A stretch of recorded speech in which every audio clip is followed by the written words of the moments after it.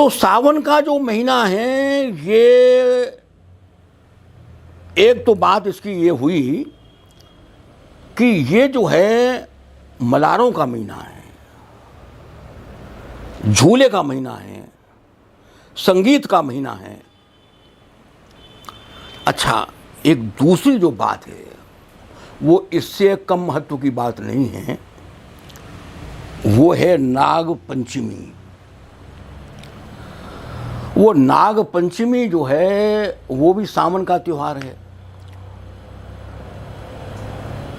तो हम लोग जो है वो अपने घरों में नाग काढ़ लेते हैं या नाग दर्शन कर लेते हैं या नागों को दूध पिला देते हैं।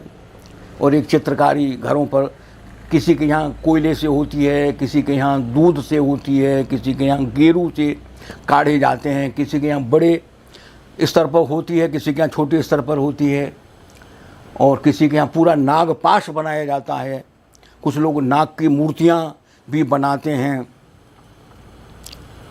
और ये समझते ये हैं कि ये नाग, ये सांप की पूजा का त्यौहार है और वो सांप की पूजा करते हैं। उसमें नाग का अर्थ उन्होंने सांप, शब्द के अर्थ बदलते रहते हैं, विकार आते रहते हैं शब्दों में। शब्द हमेशा एक ही अर्थ नहीं देता है, देश काल में बदलता है, परिस्थिति अपना रंग बदलता है, रूप अर्थ बदल देता है। तो नाग जो है वो केवल सर्प के अर्थ पर वो केंद्रित हो जाता है। असल में बात इतनी नहीं है, बात कुछ गहरी है। और गहरी बात क्या है, अब देखिए अर्थ तो बदलते ही हैं, लेकिन हमें उसके अंदर जाने की ज़रूरत पड़ती है। उन शब्दों को तोड़ना है, उन बिंबों को तोड़ना है ताकि हम उसको भीतर जा सकें, उसके अंदर जा सकें। तो असल में एक सावन में सांप तो ज़्यादा निकलते ही हैं। अब सांप ज़्यादा निकलते हैं तो लोगों के मन में, ख़ास तौर पर गांवों में भी जहाँ कच्ची धरती है और खेत हैं, वहाँ ज़्यादा निकलते हैं। तो सांप से भय जो है वो स्वाभाविक है और ये होना भी चाहिए भाई, होता ही है। तो सांप को लेकर के एक वार्ता, पूरा एक वैभव, ज्ञान का वैभव, उसको सरपेंट लोर कहते हैं, सर्प वार्ता कहते हैं। लोक वार्ता के अंतर्गत एक अध्याय है सर्प वार्ता, सरपेंट लोर। उसमें वो नाग के विष की बात भी है और वो बाईगी जो है, जो कोई सांप के विष का शमन करते हैं, वो सारी प्रक्रिया है। और वो किस प्रकार से कांसे की थाली बजाई जाती है, और वो एक पूरा का पूरा ज्ञान का पूरा एक अध्याय, एक चैप्टर पूरा।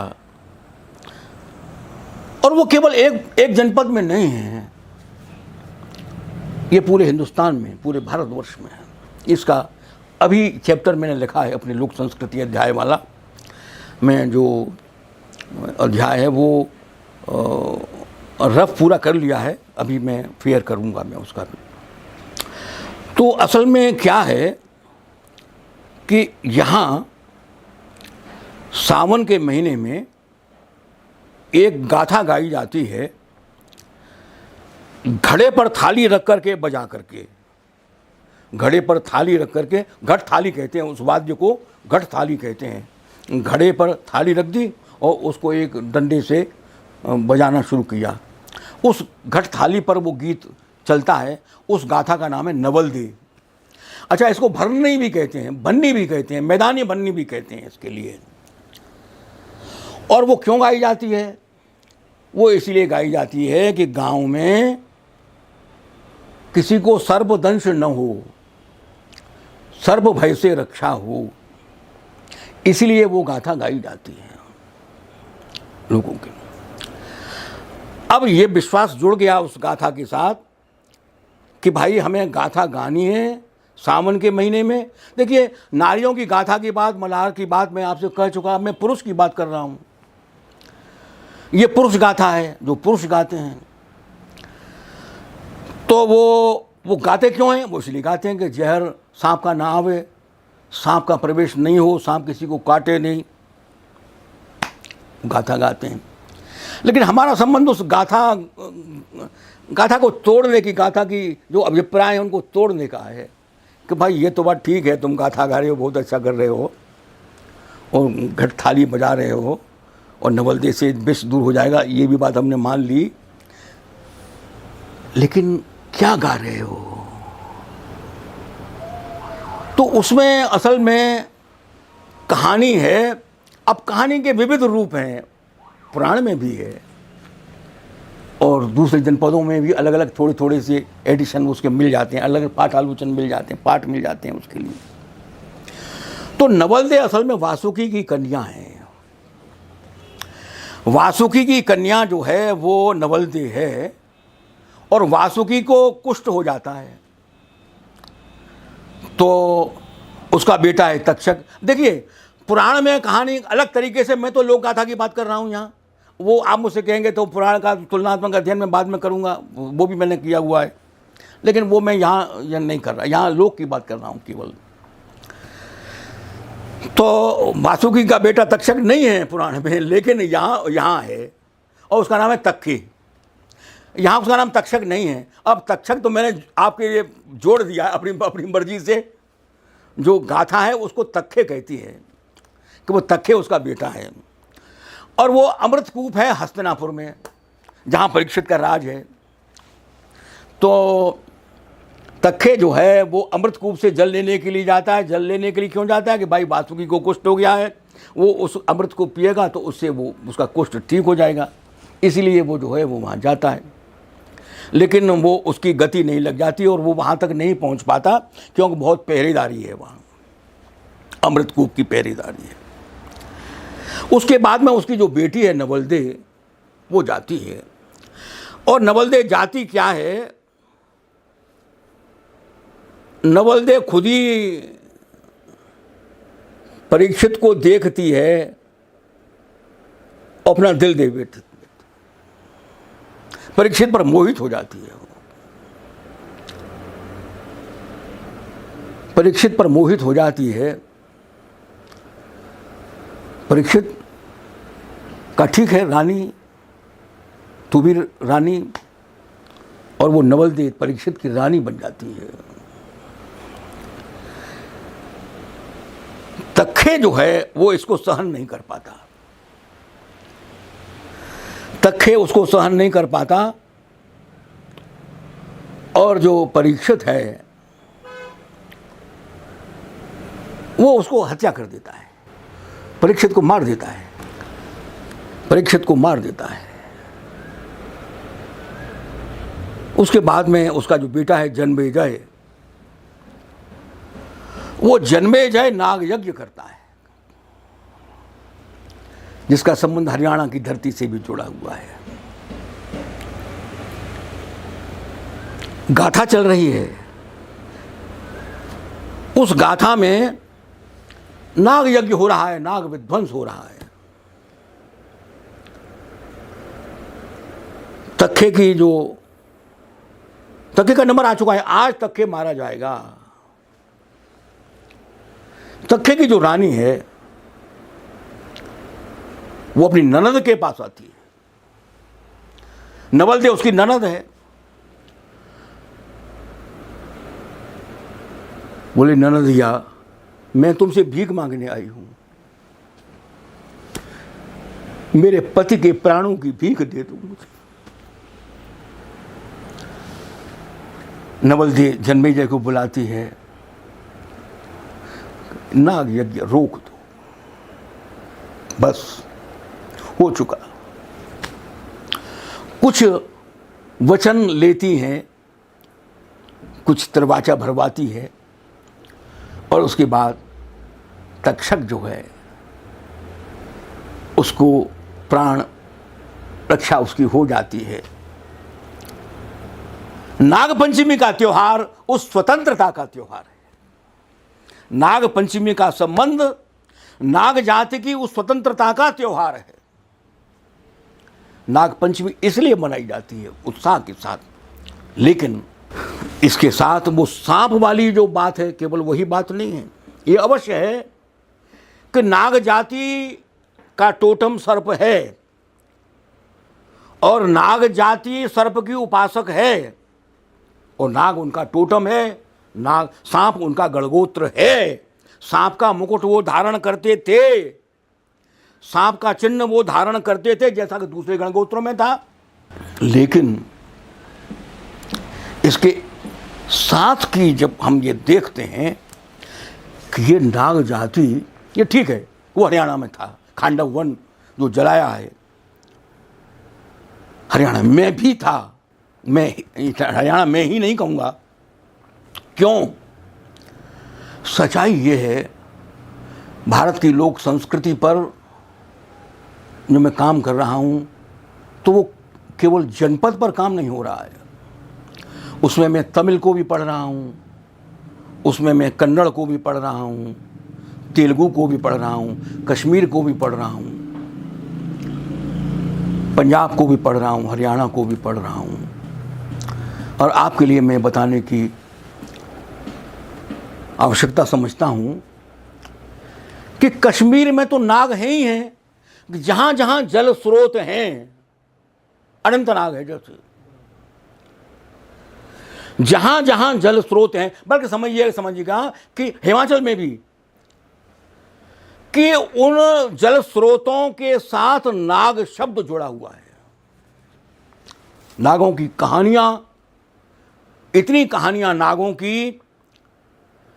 अब वहाँ तो करकोटक इत्यादि के जो वंशों की प्रतिष्ठा है वहाँ कश्मीर में, तो वो तो बड़ा प्रामाणिक है। वो तो प्रामाणिक जो है वो प्रामाणिक रूप से जो संस्कृत में जो ग्रंथ हैं उनमें उसके प्रमाण मिल रहे हैं नागों के। लोक कहानियों में हम हिमाचल में देख रहे हैं, पंजाब में एक सोढ़ी वंश है, सोढ़ी, और सोढ़ी को शेषनाग का अवतार माना जाता है। सोढ़ी जो है हरियाणा में आपका ये है ही है पूरा स्थान जहाँ जन्मेजय ने नाग यज्ञ किया। सफीदों, सर्पदमन। ब्रज में काली का साम्राज्य था, काली नाग था जिसका दमन कृष्ण ने किया। और आप ये देखिएगा कि मैंने प्रत्येक प्रांत की कहानियों का उदाहरण मैंने दिया है और तमिल के उस गीत का उदाहरण भी दिया है जहाँ वो जो नायिका है, लोकगीत की जो नायिका है, वो नाग से रक्षा के लिए विनती करती है। वो जो कहती हूँ वो गीत जो है मैंने उदाहरण में दे दिया है। ये नागा भिन्न है। नागा जो है जो कि ये जो उत्तर पूर्व के जो 7 राज्य हैं, देखिए नाग तत्व वहाँ है, लेकिन मैं उनको नाग संस्कृति से नहीं जोड़ता है, क्योंकि नाग संस्कृति के जो मूल अभिप्राय हैं, जैसे कि नाग जाति का व्यापार करना, नाग जाति में अमृत का होना, ये जो पान है, पान इसको नागवल्ली कहना, ये जो सिंदूर है ये नाग तत्व है, जो कि आर्य जाति ने भी जो नागों से ग्रहण कर लिया। नागों के पास समृद्धि होना, तो नागों की जो समृद्धि का जो तत्व है, नागों के पास रसायन का जो तत्व है, नागों के पास स्थापत्य का जो तत्व है, ये उसकी जो विशेषताएं हैं। अब भोगवती इलाहाबाद में है जो कि नागों की राजधानी थी। ये जो तक्षशिला है ये तक्षक ने बसाई थी। तक्षशिला अब तो इस समय हिंदुस्तान में ही नहीं है, वो पाकिस्तान में है। वो नागपुर है, बल्कि कई लोगों ने तो ये लिखा, अच्छा इनका तो है ही है पतंजलि का कि ये नाग जाति के थे। वर्धा में उनका जन्म हुआ था। वर्धा में नागपुर है ना, वहाँ नागपुर है ना। तो नाग संस्कृति के जो अवशेष हैं वो दूसरे, देखिए कितनी ही जातियाँ, कितने ही वंश वो मिल रहे हैं। लेकिन जितना व्यापक भारतवर्ष में कश्मीर से कन्याकुमारी तक हम नाग जाति का देख रहे हैं, और फिर आप ये देखिएगा कि इतनी समृद्ध जाति, इतनी सुसंस्कृत जाति ये नाग जाति है कि देखिए अर्जुन को नाग उलूपी जो है नाग कन्या थी, अर्जुन को ब्याई थी।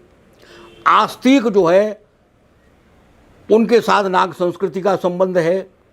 ऋषियों को नाग कन्या कितनी बड़ी मात्रा में जो है नाग कन्या, और नागों को नागों के विवाह जब हो जाते थे तो वो आर्ष माने जाते थे, उनको भी आर्ष मान लिया जाता था। माने उनके ऐसा एसिमिलेशन हो चुका, ऐसी अंतर्भुक्ति हो चुकी थी नागों के साथ। और उनका जो उपास्य तत्व है नागों का, वो जो उपास्य तत्व है, यदि हम देखेंगे तो हम आश्चर्य में पड़ जाते हैं कि शिव के साथ देखेंगे तो शिव के साथ नाग तत्व है, वहाँ नाग तत्व है। हम विष्णु को देखते हैं तो विष्णु की जो शेष शैया है, विष्णु की जो शैया ही है, वो शेषनाग की है। रामावतार कृष्णावतार में देखते हैं तो कहीं बलदेव कौन है, कि बलदेव शेषावतार हैं। राम को देखते हैं कि राम कौन है, कि राम जो वो लक्ष्मण कौन है, कि लक्ष्मण शेषावतार हैं। तो हम ये देख रहे हैं कि ये नाग जाहर पीर में गूगा पीर में नाग संस्कृति है, नाग पाश है, ये सिंदूर नाग चूर्ण है, पान नागवल्ली है। अब हमारे कोई भी हमारा ऐसा संस्कार नहीं है जिसमें पान को न लेते हों। नागवल्ली पान जरूरी है। विवाह में नाग चूर्ण के बिना सिंदूर मांग में भरा जाता है। तो कितने आदर के साथ वो सांस्कृतिक तत्व एसिमिलेट हुए, अंतर्भुक्त हुए।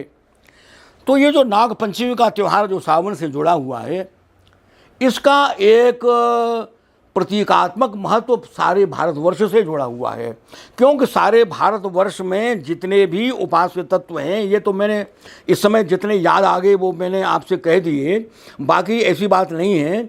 और दूसरे कितने ऐसे उपास्य तत्व हैं जहाँ नाग तत्व विद्यमान है, और शेष को तो हमने एक वैष्णव के रूप में एक स्वीकार कर लिया है, उसको सहस्रमुख करके उसको हमने स्वीकार कर लिया, और उसको देवता के रूप में स्वीकार कर लिया है हमने, ऐसे देव। अब देखिए अनंत चौदश है, अनंत चतुर्दशी है।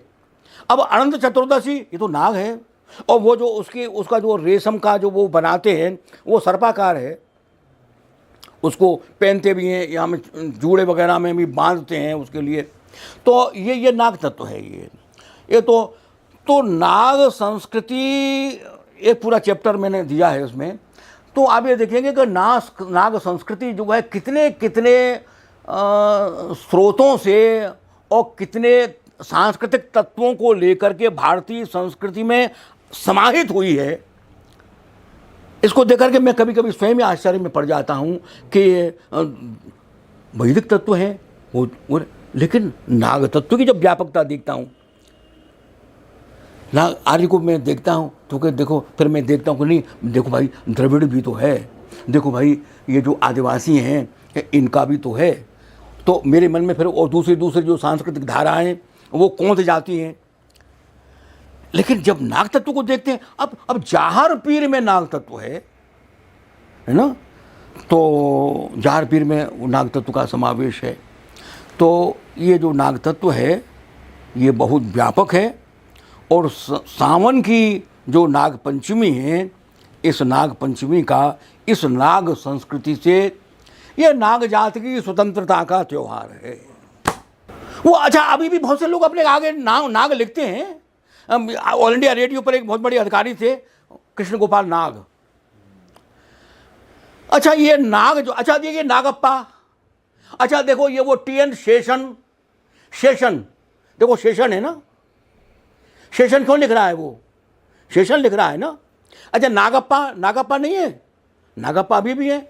तो कितने ही लोगों के नाम जो है उनके साथ नाग जुड़ा हुआ है। हाँ, अच्छा नागपाल है जो है जो, अच्छा इसके जो 70 वंश थे नागों के। अब ये काली जो है, काली की कथा जो है जो कृष्ण देखो दमन किया है, मर्दन जरूर किया है, नाश नहीं किया।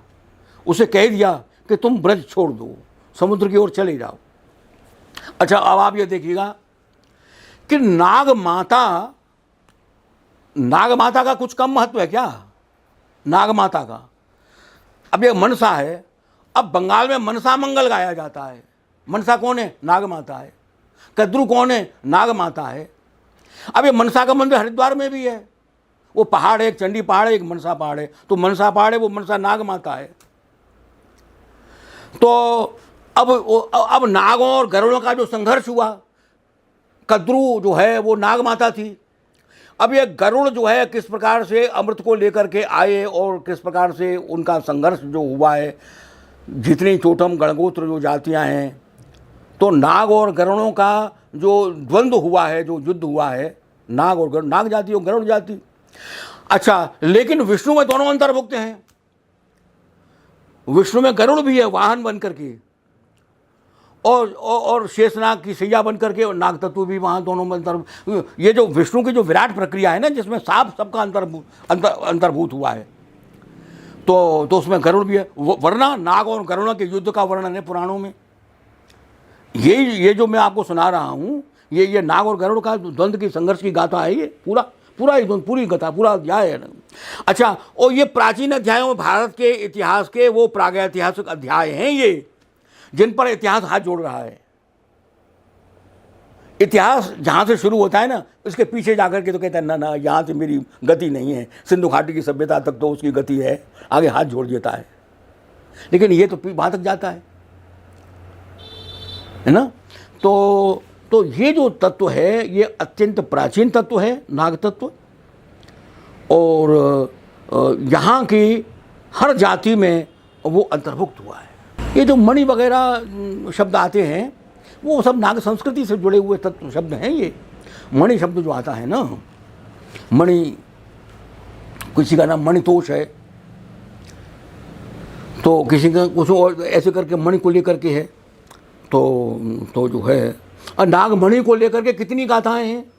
इन्होंने वो जो रमेश कुंतल मेघ जी है ना, उन्होंने वहाँ ये गए थे, वहाँ हिमाचल में एक स्थान पर, तो वहाँ की मणि का और वहाँ के उस सर्प तत्व का वो उन्होंने अपने उसमें उल्लेख किया है। तो ये बहुत सी जगहों पर आपको मिलेगा। ये आपको ये जो नाग तत्व है ना कोई शक्ल बदल करके, अच्छा, पहचान करने की जरूरत है।